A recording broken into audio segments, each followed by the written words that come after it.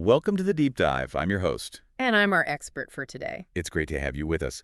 Just a quick note, this Deep Dive is brought to you by Pankaj Shrestha, and we're both proud members of his team. That's right. Happy to be here. So today we're diving into something that's, well, it's been all over the news and feels pretty important: tariffs.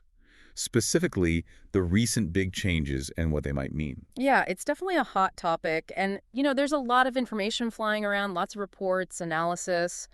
It can get pretty confusing fast. Exactly. So our goal today is really to cut through that complexity.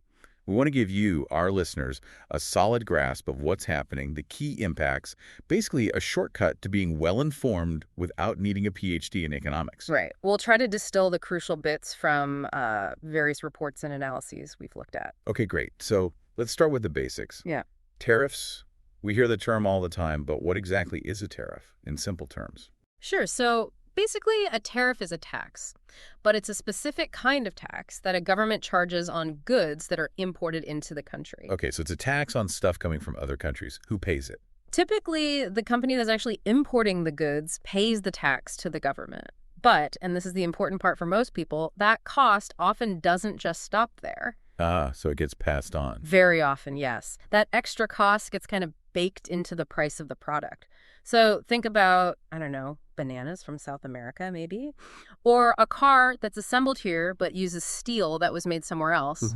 If there's a tariff on that imported steel or on the bananas, that added expense can ultimately affect the price you pay at the grocery store or, at the car dealership. Got it. So it increases prices, and I guess it could also mean less stuff is available if it becomes too expensive to import. That's another potential effect, definitely. And it can be tricky because today, so many products aren't made in just one place. You have these complex global value chains. Parts come from here, assembly happens there. Right, like my phone probably has bits from a dozen countries. Exactly. So tariffs can add costs at multiple points, and it's not always obvious to the final buyer where that cost is coming from. It's sort of hidden in the final price sometimes. Yeah, that makes sense. So what's the big news? What's happened recently with tariffs that we should know about? Well, the really big shift came on April 2nd, 2025. President Trump signed an executive order, number 14257, and in it, he declared a national emergency related to trade deficits. A national emergency? Why? The reasoning cited was the size of the U.S. trade deficit, basically. We import a lot more than we export. The order mentioned it hit about $1.2 trillion in 2024, and that it had grown something like 40% over the previous 5 years. Wow, 1.2 trillion. Okay, so the response was tariffs. Yes. The order imposed what are being called reciprocal tariffs. First, there's sort of a baseline, a universal additional tariff of 10% on imports from most of our trading partners. Most? Are there exceptions? Yeah, the main ones mentioned are Canada and Mexico, likely because of the existing USMCA trade agreement. But for many other countries, it goes further. There's a list, Annex I in the order, with 83 specific countries, and imports from those countries face an additional reciprocal duty. These are ad valorem, meaning they're a percentage of the value of the goods, and the rates vary quite a bit. How much do they vary? They range from about 11% up to 50%. 50%. That's huge. Can you give some examples? Sure. So, for instance, imports from Cambodia now face an extra 49% reciprocal duty. Vietnam is 46%. China is 34%. And the European Union bloc is facing 20%. And these are on top of any existing tariffs. That's right. These are generally in addition to other duties the U.S. already had in place, although the order does mention some specific exceptions where these might replace existing ones. It gets a bit complicated there. Okay. And wasn't there something else signed that day? Something about smaller packages? Yes, exactly. Same day, April 2nd, another executive order, 14256. This one targeted what's called the de minimis exemption. De minimis. That's the rule about small value imports, right? Like stuff you buy online. Precisely. Previously, packages valued under $800, particularly from places like China and Hong Kong, could often come into the U.S. duty-free. And that's changing. It is. Starting May 2nd, 2025, those low-value shipments from China and Hong Kong will face a duty. It'll be either 30% of the item's value or a flat fee of $25 per item, whichever amount is higher. Okay, 30% or $25. And that flat fee is actually set to increase again, up to $50 per item, starting on June 1st. Wow. So even those small things we order online from certain places are going to get noticeably more expensive. That seems to be the direct intention, yes. All right, so taking all this together, the broad 10% tariff, the higher reciprocal tariffs for many countries, Right. and this change for small packages. What does this likely mean for us, just regular consumers? Well, the most direct impact people are likely to feel is higher prices on a pretty wide range of imported goods as companies face these increased tariff They costs. pass them on. It's highly probable, yes. At least some, if not all, of that cost is likely to end up in the final price tag you see. And what about choice? You mentioned earlier that tariffs could affect availability. Right. Beyond just higher prices, you might start seeing fewer options on the shelves or online. If these tariffs make importing certain products simply unprofitable for businesses, Or they might just stop selling them here. exactly, they might decide it's not worth bringing them in anymore. So potentially a reduced range of choices for consumers. So higher prices, fewer choices. Yeah. That sounds like it could really squeeze household budgets. It definitely could contribute to an increase in the overall cost of living. I mean, if lots of everyday items get more expensive, that puts pressure on people's wallets, and down the line, you might see calls for wages to go up to try and compensate for that. Okay, let's switch gears slightly. What about businesses within the U.S.? A common argument for tariffs, going way back, is that they protect domestic companies, right? Give them a leg up against foreign competition. Is that the idea here? That's certainly the traditional argument, yeah. Alexander Hamilton made versions of it centuries ago. The thinking is if imports become more expensive due to tariffs, then domestically produced goods become relatively cheaper, potentially helping local industries. But does it always work out that way? Does the evidence support that? Well, it's not quite that simple. There's actually some interesting historical research that casts doubt on that. One study by Christopher Meisner looked at U.S. tariffs between 1870 and 1909. Okay, a while ago, but what did it find? It found that periods with higher tariffs actually seemed to be linked to lower productivity growth in U.S. manufacturing. Lower productivity. That seems backwards.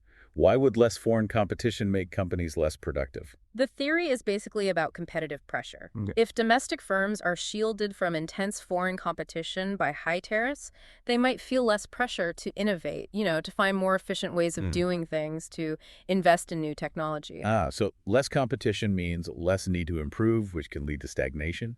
Sort of, yeah. The study suggested something like a 10 percentage point hike in tariffs could lead to a pretty significant drop, maybe 25–35% in productivity growth.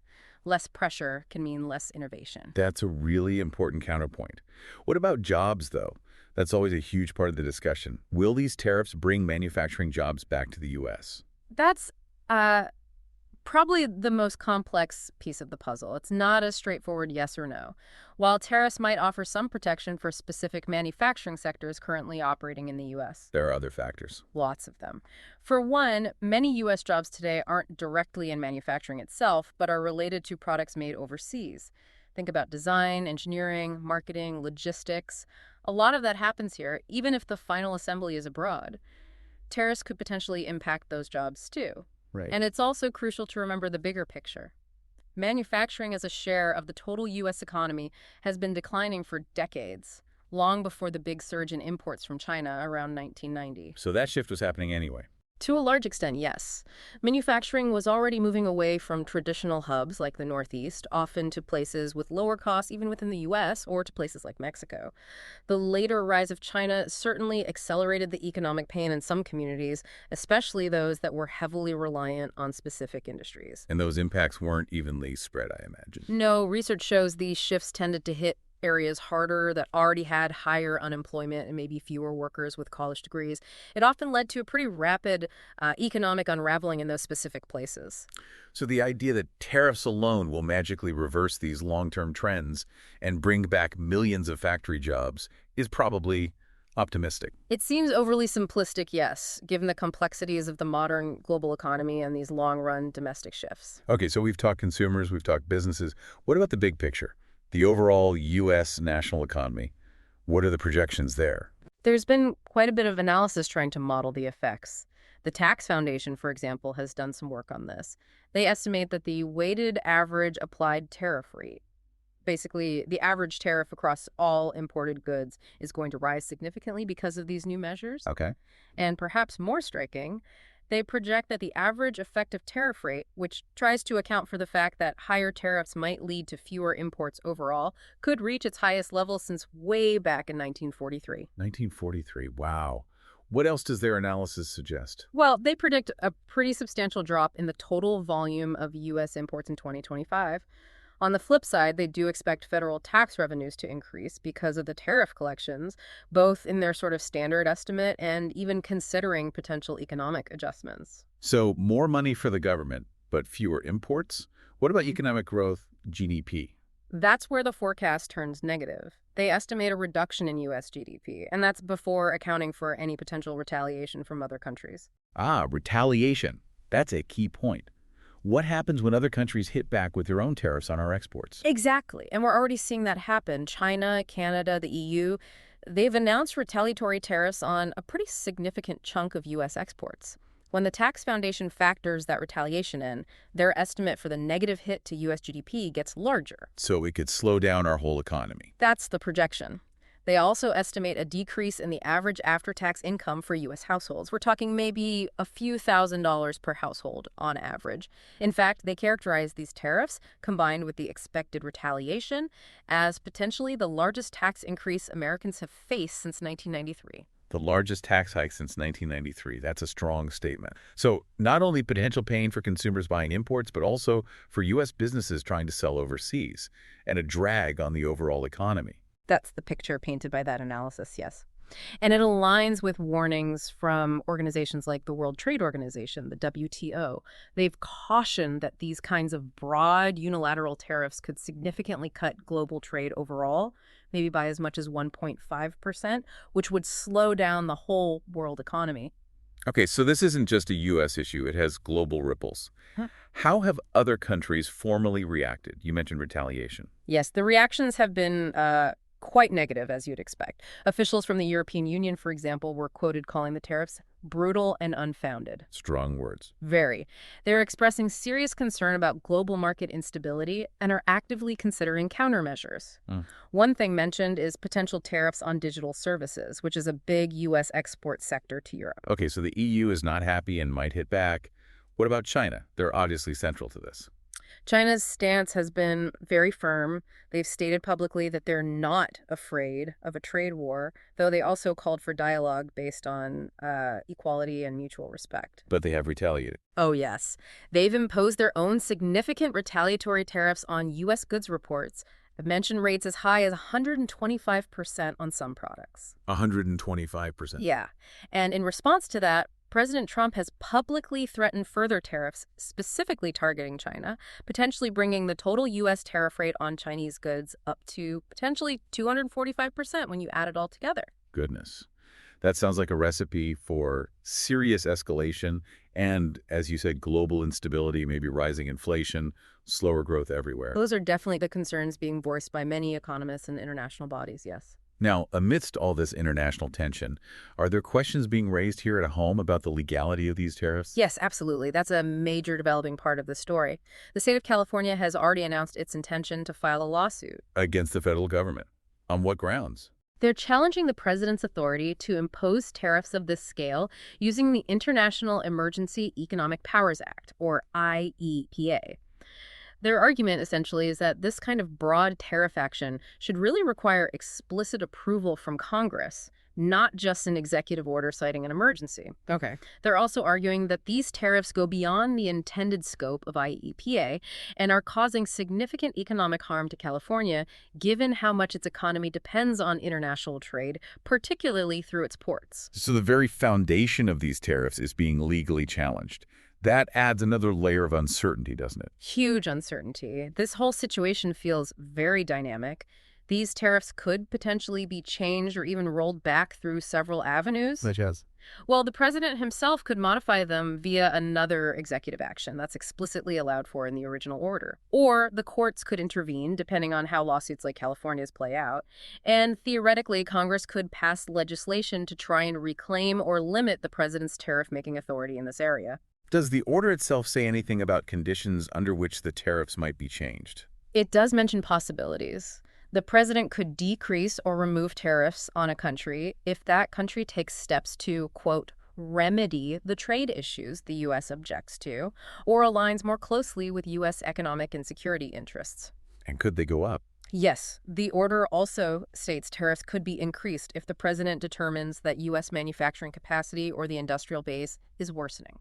So it's built-in flexibility, but also built-in uncertainty.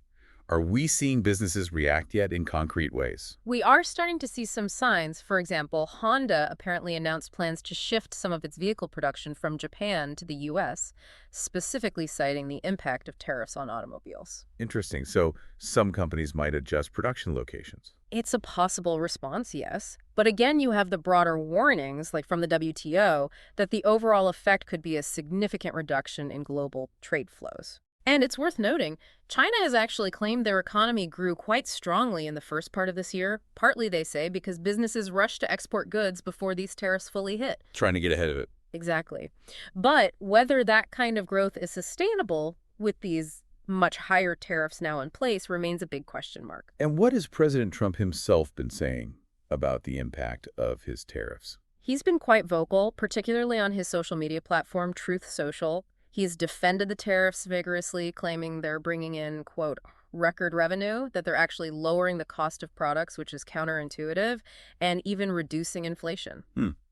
That sounds quite different from the economic analyses we've been discussing. It does. It stands in pretty stark contrast to the projections from groups like the Tax Foundation and the general consensus among many economists who tend to see tariffs leading to higher prices and potentially slower growth. So a lot of conflicting information and definitely a period of major change and considerable uncertainty for global trade and the economy. I think that sums it up perfectly. It's a situation that's still unfolding with legal fights, international tensions, and the real possibility of more policy changes coming down the line. Well, this has been incredibly helpful in navigating all that complexity. Thanks so much for breaking it down for us. My pleasure. It's a really important issue with potentially far-reaching consequences, so hopefully this helps folks understand it a bit better. Absolutely. So just to wrap up with the key takeaways for everyone listening, tariffs are essentially taxes on imported goods. They generally make those goods more expensive for consumers and can limit the choices available. Right. The U.S. recently enacted some major tariff increases, a broad 10% on many imports, plus much higher reciprocal tariffs on goods from 83 specific countries, and new duties on small packages from China and Hong Kong. These actions have sparked significant international tensions, leading to retaliatory tariffs from countries like China, Canada, and the EU. There's a lot of debate about the economic impacts, potential GDP slowdowns, job effects, versus arguments about protecting domestic industry. And significant legal challenges questioning the president's authority to impose these tariffs are now underway. Exactly. So the whole situation is very much in flux, quite uncertain, with the possibility of more changes coming from the president, the courts, or even Congress. That captures it well. Okay, so as we close out, here's something to think about. Given all this complexity, the conflicting analyses, the international friction, what role do you think international trade agreements should play in shaping global commerce moving forward? And what are the fundamental trade-offs we face between, say, protecting domestic industries and the potential for higher costs and fewer choices for consumers? Yeah. Something to mull over. A very relevant question for our times. Indeed. Well, thanks again for joining us on the Deep Dive. Thank you for having me.